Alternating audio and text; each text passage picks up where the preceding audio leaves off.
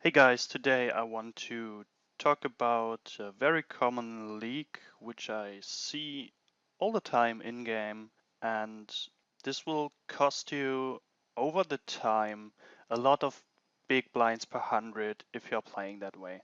So what I usually see in game is that a player which has, let's say, in between 17 and 23 big blinds and is late position in a PKO, he just jams his ace jack suited, his pocket sevens, his king jack offsuit, and so on. And this is of course not minus EV, so the jams are of course profitable, but the raises are so much better compared to the jams that you will lose overall a lot of big blinds per 100. And in this video, I want to show you how big the effect is, and hopefully after this, you're not open jamming those hands anymore. In this range view, you can see the ranges which are constructed the following way. So let me just shortly write this here. So how did I construct the ranges? First of all, I said combo, of course, must be profitable. So combo is profitable. Second of all, I said I want to have an EV which is 5% of aces or better. Every open raise fold combination is at least in the open raise, of course, plus EV. So we don't take a minus EV open raise. Of course, you can do this if your opponents are overfolding, but let me put it that way.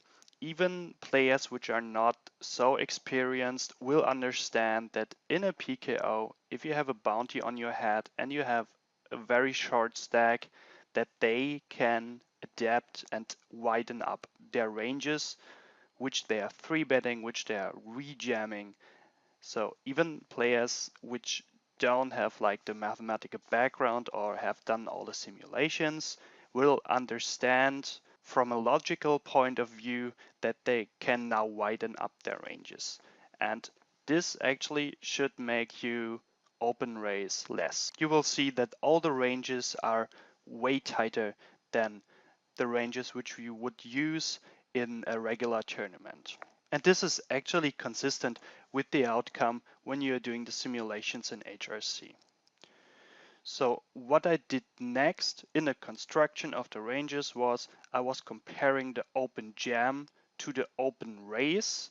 And when we did open raise, the players had only the options to rejam or 3-bet.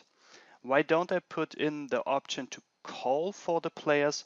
Well, first of all, if we are looking at our late position equity realization, this is very good anyway. So if we are open raising our king X suited and we are getting called from the big blind, then we will most likely over realize or realize our equity on a lot of board structures. So playing post flop is not an issue for me. Actually, I prefer playing post flop, bring the people on the streets. They can make more mistakes on every street. So if they want to call pre-flop, then this is fine for me anyways. And then I only have to compare the situation when the people are rejamming on us compared to the situation when I am open jamming and they have to call. And I always use the exact result from HRC so that we have very solid ranges. Of course, you should adapt on your opponents. If you are in the cutoff and there are 3 very tight players behind you, of course, you should widen up your open raising range. If you think that your opponents behind you don't understand that they should hunt your bounty, rejam a lot, then of course you should open raise wider. If you think that you have players behind you who would hunt your bounty very, very relentlessly, so even jam more compared to HRC, then you should be even tighter, at least in the raise folding combinations. Of course, you should raise call than all the combinations which are plus EV anyways. So I will show you the general effect now in HRC, and then we will just shortly go through the ranges. So the ranges here in the range viewer are like a summary of the whole studying I did. But first of all, let's just look shortly in HRC. So this is a situation where we have round about 80% of the field left, which is directly connected to the fact that we have round about 90% of the bounty price pool left. I shortly show you the setup which I use. So of course you use the advanced hand setup if you want to compare the raise call of a rejam to a jam. This is the stack distribution which I use on the table. Those are the blinds, and I did add 9 tables in total, so we have 81 out of 100 players who did start this tournament left in the field. First place is set so that we look at the chippy VKs, and now my configuration of the bounties are as following. So I usually use the 1 starring stack, and since only 90% of the bounty price pools left, you have to give 1 player a double of a starting bounty. So then we have in total $500 on the table, and we have 9 tables. So in total $4,500 are left, which is exactly 90% of the bounty price pool left. So the situation setup is correct. And then of course you choose between open raise, all in. I did research here, 3-bet scenario, but doesn't matter also. So the scenario which we are looking at is open raise 2BB and all in compared to the open jam scenario. And then we are looking at the EVs of the combos and decide whether we want to open raise or open jam. So let's look at the button. The button in this scenario has 20 big blinds. Hopefully you can see this here. So the button has 20 big blinds. The small blind and the big blind are covering the button. And now we want to decide which range we want to open raise, which range we want to open jam. And this is a simple comparison of EVs. So this is the open raise scenario.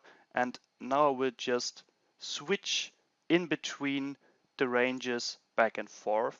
So you can see, for example, of course, the top combos are always worse to open jam compared to the open raise scenario. See here, for example, pocket tens, we have 2.68. Here we have 2.25. What does this mean? Well, this is a difference of 0.4. Here in this scenario, the dollars are actually nearly directly connected to the chips. So we could actually say this is more or less directly connected to the BB 100 one. And if you say you have a difference of 0.4 BB on 100 more in a certain combination, so if you're taking the open jam for the pocket tens here, 2.25 and open raise of 2.68, then if you're open raising and you have plus 0.4, this means that you have 40 BB on 100 more chips compared to the open raise. And this is for a short stack scenario totally insane. So this means in your overall win rate like everything. And you should really watch out for those combinations. And now let's just go through most of the combinations and let's see what we can take away from this. So first of all, the button can open raise more profitably. You can see, okay, we can open jam 30.6% and we can open raise 41.8%.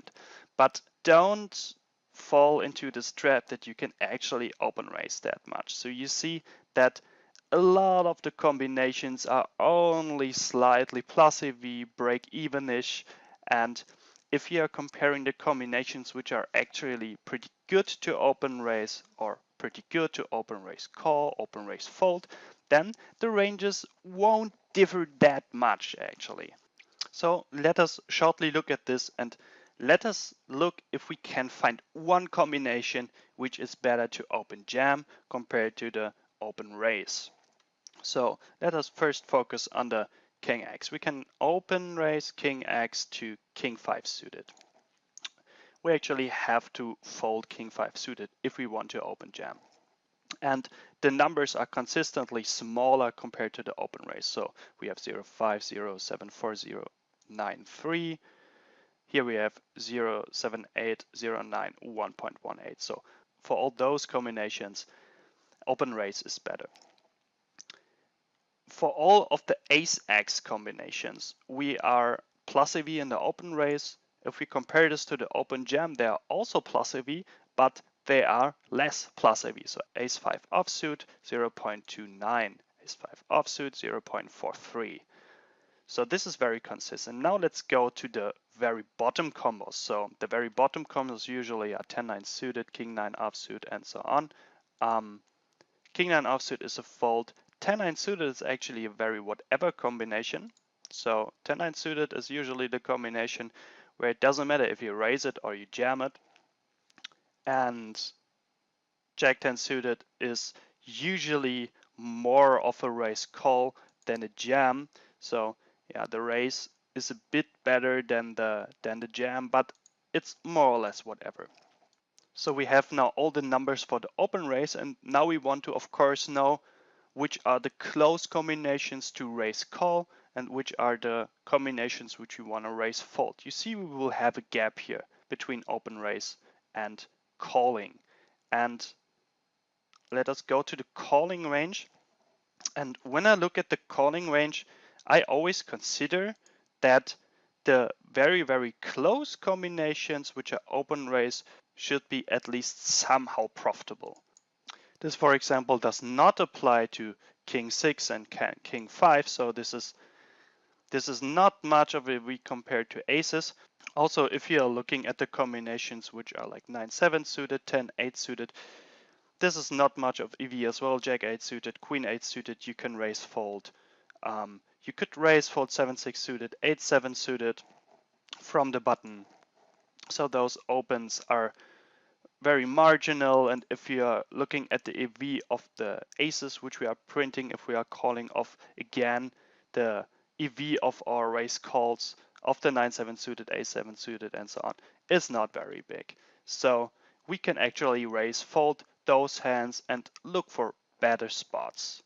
And this is how I constructed the ranges, which you can see here. You have here the consistent raise fold combinations, which don't have a very big EV in the open raise, but have an EV in the open raise. And we want to have some bluffs if we have such a strong range, which we are opening, and then most of the range calling. So of course we want to have some raise folds, at least from the button and from the cutoff inside of our range. If you would see here the red combinations, those are indifferent. Indifferents are always considered if the difference between the open raise and the open jam is in between 0.05. So if you're going back to the scenario where we are open raising, let's focus on ace-2 suited or ace-3 suited. So this is 0.55, 0.48. If we are looking at the jam, this is not very different compared to the jam.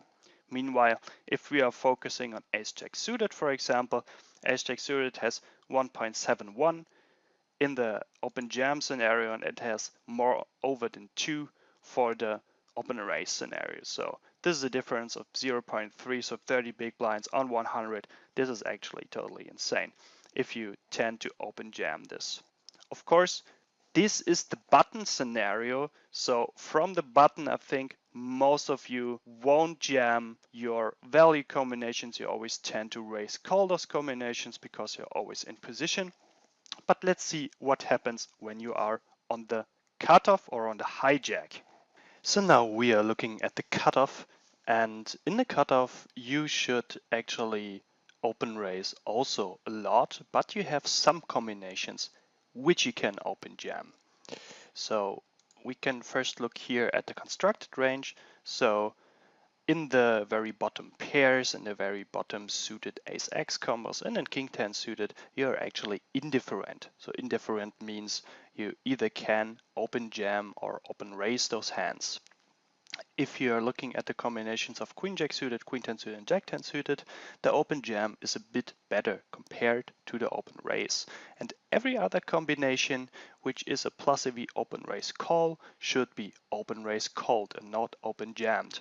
And here we come to the very common scenario that a player with pocket 7s or pocket 6s is sitting in the cutoff, has his 18 big blind, so this is so for the 18 big blind case, and he's just jamming his sevens. And I know that the logic behind this is that players are, of course, calling you off wider and you will get in your whole stack with a lot of equity. But players behind you should actually 3-bet even wider than they should call. And so the EV of your combinations of, for example, pocket sevens or pocket sixes is way higher when you're raise calling compared to open jamming. So let us look up this spot in HRC. So this is the open raise from the cutoff compared to the open jam from the cutoff, and just look at the pure EV. So if we are looking at pocket sevens, we are printing 0.94 table equity. If we are open raising pocket sevens, we are printing 1.26 table equity. So this is a difference of round about 0.3 table equity. Another common combination I would say would be ace-9 suited. So in the open raise case, you have 0.86 table equity, and in the open jam, you have 0.48 equity. This is actually nearly 0.4 table equity difference in the open raise scenario. So you should definitely open raise those hands.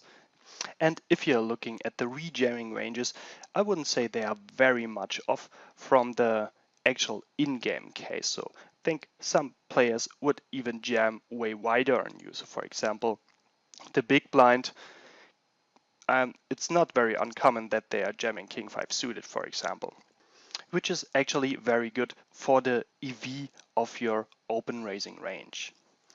So now let's compare again the EVs of the open raise and the open jam. So we can go through all the ace-x combinations, and you can see that for the very bottom ace-x combination, so ace deuce to, let's say, ace-5, the EV is actually not very different from open raise to open jam, but the better our combinations get, the better the open raise is. Let's focus on the offsuit aces, and the offsuit aces are actually already minus a V in an open jam to ace-8 offsuit. Meanwhile, ace-8 offsuit is a clear open raise, and when we are open raising ace-8 offsuit, then it's also a clear call compared to the EV of aces. So this is a clear raise call when players are 3-betting somehow accurately behind you, and it's not an open jam because the open jam has not enough EV compared to the EV of aces. And this is how I constructed the ranges here. So you can see ace-8 is an open raise call, ace-7 is an open raise call as well. Let's verify this. So ace-7 in the open raise scenario has 0.24 equity, which is actually a bit over 5% compared to aces, and we are calling a7 offsuit when we compare this again to the EV of aces. In the open jam scenario, you cannot even open jam a7 offsuit. It's a minus EV open jam. Now let's look at the open jam combinations. So queen jack, queen 10, and jack 10. They are slightly plus EV, so they are, especially those two combinations, are in the 5% range of aces. If we are looking at the open raise is not printing very much for the combinations compared to the EV of aces. So 0.13, 0.06, 0.17, and queen jack suited is actually clear open raise in this scenario, but the open jam compared to the EV of aces is way better. So you should actually jam those combinations. And this is what this range is giving you. So we have looked now at the cutoff and the button. Let's just go shortly through all the ranges. We have the hijack range, and in the hijack range we actually have a lot of open raises again, so we have no jams. Aces, of course, this is of course a mistake. This is of course an open raise call. And the rest of the combinations which are blue here, so the very bottom combos of the queen, so all the queen X combos which we are opening, the jack 10, 10, 9, the king jack, the a7 offsuit, and the very low suited aces are all open raise folds. If we are looking at the EP combinations, let's start with the under the gun range. You see we are very tight compared to the regular MTT where we will open raise, of course, way more. We will open raise like any suited ace. We will open raise at least all the 10x suited combinations. I personally open raise even more, so the 9x combinations, depending, of course, a bit on the players behind me and the stake sizes behind me. But usually, like king 9 suited, queen 9 suited is an open raise. I open raise the offsuit combos, of course, a bit tighter, so ace 10 offsuit, probably ace 9 offsuit, depending again on the stacks. And for example, if it's a turbo tournament, then effective stack sizes are a bit lower, so I would widen up my range here as well. Of course, king queen offsuit is always opened, and in this combination again, it's depending on the table if I want to open this or not. Of course, you can have a limping strategy as well as a short stack, but I won't go deeper into this here. For the under the gun +1 range, you can now see the difference between the positions. So now we are open raise calling clearly ace 10 and ace jack offsuit, but we won't increase our range actually very much. So if we are looking back again, we have now the king jack suited inside. So the king jack suited is close open jam, but not an open raise. So you should actually open fold this if you want to raise, and if you really want to jam a combination here, you can jam king jack suited. It has enough EV to jam. But all the rest of the combinations you want to raise and you want to call those combinations. If we are going now to MP, king jack suited is again a close open jam. You're adding sixes in your open raise call, and you can open raise fold ace 10 offsuit in this position. And you're adding ace 10 suited compared to the under the gun case where you have a very close open raise with ace 10 suited. Let's end up with MP2, and MP2 now we have even fives included, we have our ace 9 suited included, and we have clear open raise folds in the ace 9 offsuit, king queen offsuit, king jack suited, and ace 8 suited combination.